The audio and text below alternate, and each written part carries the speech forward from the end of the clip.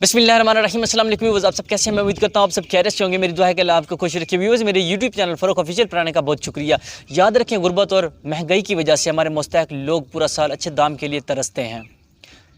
तभी हर साल की तरह इस साल भी कुर्बानी का गोश्त सही मुस्तहक लोगों तक पहुँचाएँ। इससे बेहतर अमल और कौन सा हो सकता है कि कुर्बानी का दिन हो और आपकी कुर्बानी का गोश्त सही मुस्तहक लोगों तक पहुँचे, ताकि वो अपने बच्चों के साथ पेट भर के गोश्त खाकर आपके लिए और आपके घर के लिए दुआ करें।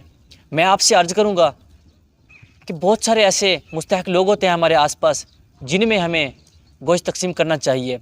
याद रखें, आपके पास जितनी भी चीज़ें हैं एक दिन वो ख़त्म हो जानी है। इसी तरह कुर्बानी का गोश्त भी सदा रहने वाला नहीं है।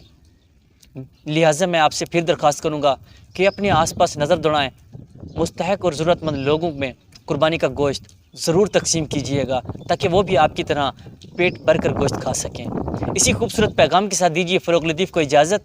अल्लाह निगहबान। पाकिस्तान जिंदाबाद।